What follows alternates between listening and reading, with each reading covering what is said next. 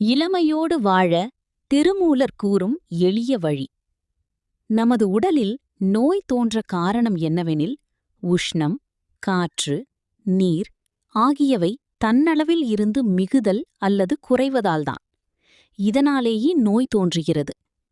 உஷ்ணத்தால் பித்த நோய்களும், காற்றினால் வாத நோய்களும், நீரால் கப நோய்களும் உண்டாகின்றன. நமது தேகத்தை நீட்டித்து ஆயுளை விருத்தி செய்ய திருமூலர் சித்தர் எளிய வழியை கூறுகிறார். ஒருவனுடைய உடல், மனம், ஆன்மா ஆகிய மூன்றையும் தூய்மை செய்யும் வல்லமை கடுக்காய்க்கு உண்டு என்று குறிப்பிடுகிறார் திருமூலர். கடுக்காய்க்கு அமுதம் என்றொரு பெயரும் உண்டு. தேவர்கள் பார்க்கடலை கடைந்தபோது தோன்றிய அமிர்தத்திற்கு ஒப்பானது கடுக்காயாகும். பெற்ற தாயை விட கடுக்காயை ஒருபடி மேலானது என்று கருதுகின்றனர் சித்தர்கள். கடுக்காய் வயிற்றில் உள்ள கழிவுகளையெல்லாம் வெளித்தள்ளி அவனுடைய பிறவி பயனை நீட்டித்து வருகிறது.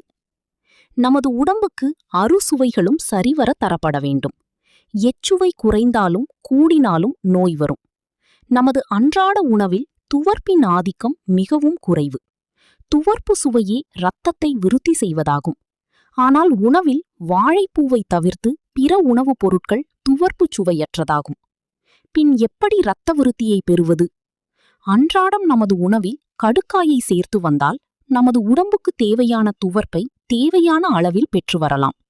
கடுக்காய் அனைத்து நாட்டு மருந்து கடைகளிலும் கிடைக்கும். கடுக்காயை வாங்கி உள்ளே இருக்கும் பருப்பை எடுத்துவிட்டு நன்கு தூளாக அரைத்து வைத்துக் கொள்ளவும். இதில் தினசரி 1 ஸ்பூன் அளவு இரவு உணவுக்கு பின் சாப்பிட்டு வர நோயில்லா நீடித்த வாழ்க்கையை பெறலாம்.